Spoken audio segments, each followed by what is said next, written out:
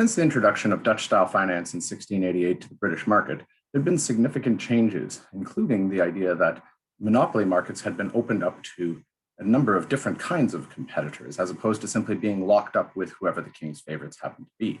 And this created a lot of new opportunities for entrepreneurs, including the notion of creating a general business corporation, which might pursue any kind of business opportunity which was profitable, rather than necessarily just focusing on the kind of business that had been specified in their charter.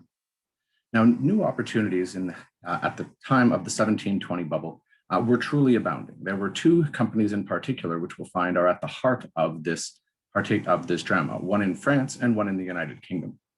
In the United Kingdom, things got started a little bit earlier with a company called the South Seas Company. Originally, it had been chartered to have a monopoly trade on British trade with South America. A bit of an unusual proposition, given that the continent was largely dominated by the Spanish and Portuguese, but nonetheless, they've tended to profit from a contract called the Asiento, in which they would be supplying slaves from Africa to the Spanish market in South America. Now, in 1711, the South Seas Company hatched a plan, and this plan involved sort of branching out into a different kind of business entirely. In this sense, what it was hoping to do was copy the Bank of England's business model and add it to its own. In 1694, part of what the Bank of England had done in order to set up its business was to buy a lot of government debt and to rationalize it by simply using the money that was coming in the form of coupon payments on various debts and using it to pay dividends to its investors. So similarly, the South Seas Company had planned to engage in this process called engraftment, whereby it would try to buy up government debt using shareholder money and rationalize the market for debt by repackaging these interest rate payments as dividends of liquid shares that would be traded on the stock exchange, unlike the illiquid debt securities that had been piling up issued by the government. So this was really sort of a couple of new opportunities. This was the ability to try to muscle in on the Bank of England's business, but also this idea that there was going to be trade opportunities with South America that, for the most part, were poorly understood by people in the market. Meanwhile, in France, the government had chosen to follow a similar pattern through engraftment. In 1717, John Law had proposed to the King of France that they set up a similar sort of exchange of the nation's national debt for shares in a national trading monopoly, the Mississippi Company. This was so successful and attracted so much attention from investors who were having a difficulty getting regularly paid by the French government and were hoping for the kind of rationalization scheme that had been spoken of in England coming ashore, piled in. And as a result, there was a vast amount of wealth available to John Law, with which he bought up the other trading companies within the Kingdom of France and ultimately ended up buying the Banque Royale itself, thereby effectively privatizing the entire country.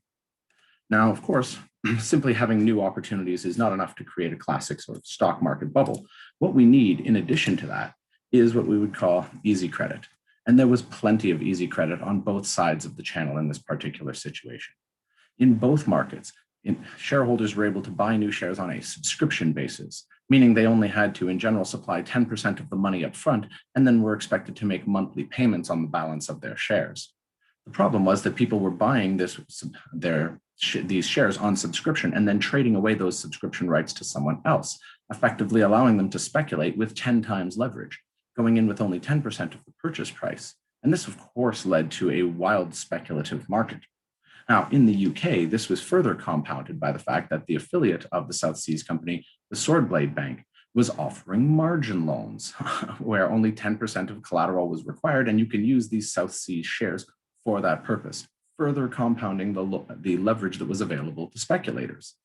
In France, the Mississippi Company, or the Banque Royale, was issuing margin loans to investors in its own company, secured by its own shares. Unsurprisingly, in a situation where we're seeing a rapid increase in the amount of money that circulates, and there's only one place for that investment capital to go, shares of the Mississippi Company exploded. We saw the prices rise from May 1719 to December 1719 by a factor of 20. And as the prices were rising, John Law continued to issue more shares of the Mississippi Company. In order to maintain investor momentum and a desire for yet buying more shares, he promised 40% dividends, which he intended to pay by simply printing up more paper currency. Now, the third trifecta in our witch's brew that's required to make a real classic stock market bubble are lies, people that are simply willing to take advantage of the information asymmetries in markets.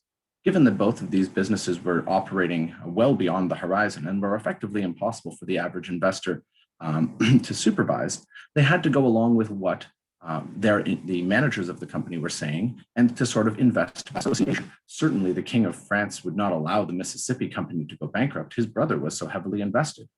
These sorts of things led people to assume that things were much safer than they were. Now, in addition to the uncertainty associated with this situation, one of the things we see are people taking advantage of it, not as speculators, but as issuers of new securities. At this time, there was only one company available for French investors to directly invest in, the Mississippi Company. And in order to keep people impressed with the future dividends to come that hadn't actually manifested, John Law proceeded to tell a lot of lies, particularly to the press, related to how friendly natives were simply handing over gold, that there were vast arable territories, that all the life in the Mississippi colony was just wonderful and pleasant.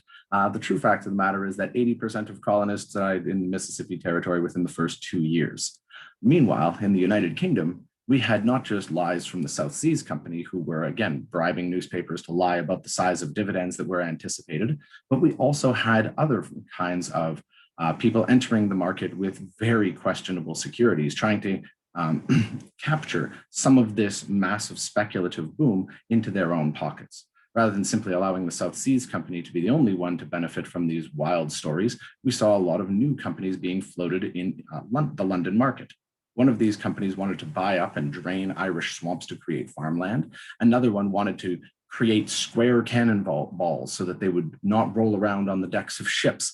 And of course, a cannon to launch these square cannonballs. But my favorite among the ones that was actually floated to shareholders and raised money was the promise to carry on an undertaking of great advantage, but no one really knows what it is. So you can imagine, given the uncertainty about businesses taking place across the ocean with very little information coming back, relatively poor accounting standards, outright lies by promoters, as well as access to easy capital, that things were not going to end well for either France or the United Kingdom.